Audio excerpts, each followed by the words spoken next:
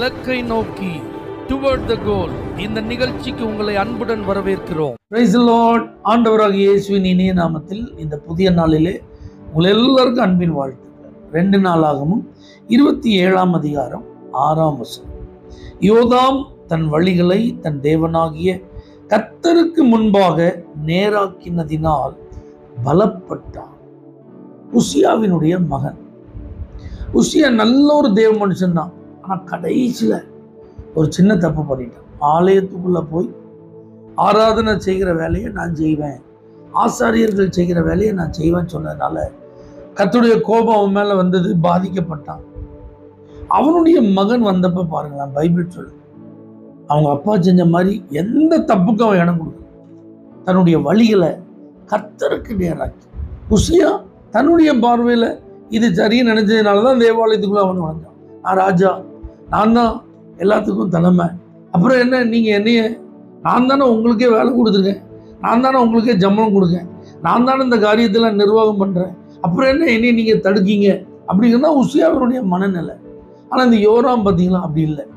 கர்த்தருக்கு நேராக தன்னுடைய வழிகளை அவன் நேராக்குனதுனால பைபிள் சொல்லுது அவன் பலப்பட்டான். அவன் காலத்தில் ஜனங்கள் இன்னும் தங்களை கெடுத்து கொண்டிருந்தார்கள்னு இதற்கு முந்தின ஒரு வசனத்தில் எழுதப்பட்டது. அப்போ ஜனங்கள் இன்னும் தங்களுடைய வழிகளை நேராக்காமல் இருந்தாலும் இவன் ஒரு ராஜாவா எல்லாருக்கும் முன்பாக ஒரு உதாரணமாய் மாறி, அதனால் அவனுடைய ராஜ்யபாரத்தை கர்த்தர் பலப்படுத்துகிறார். ஒரு அரசனா அவன் எவ்வளோ ஸ்ட்ராங்காக இருக்கணுமோ அதுக்கு வேண்டிய எல்லா உதவிகளையும் கர்த்தர் செய்தார்.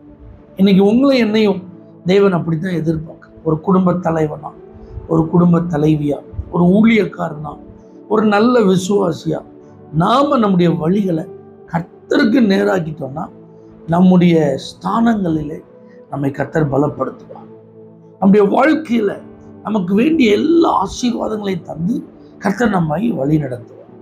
அப்போ ஒரு குடும்ப தலைவனா நான் இருக்க வேண்டிய இடத்துல சரியா இருந்து கர்த்தருக்கு பயந்து அவருடைய வழியில நடந்தார், என் மனைவி, என் பிள்ளைகள், என் பிள்ளைகளுடைய பிள்ளைகள், அவர்களுடைய பிள்ளைகள், அப்போ ஆண்டவர் இப்படியெல்லாம் ஆசீர்வாதத்தை பலப்படுத்தி கொண்டே போகும்.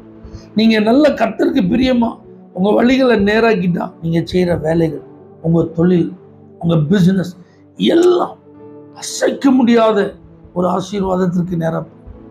யாரும் உங்களை நெருங்க முடியாது. அப்படி ஆண்டவர் உங்களை மாற்றி மற்றவர்களுக்கு நல்ல ஒரு எக்ஸாம்பிளா ஆண்டவர் நம்மளை வச்சிருவார்.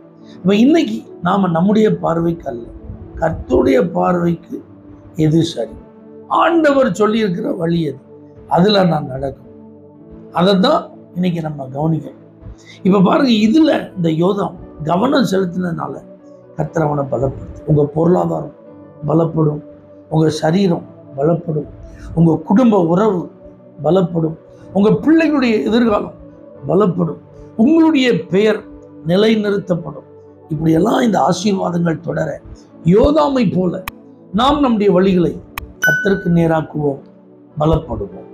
பரிசுத்த ஆவியானவரே, நாங்கள் எங்கள் வழிகளை உமக்கு நேராக்கி பலப்பட கிருபை தருவீரா.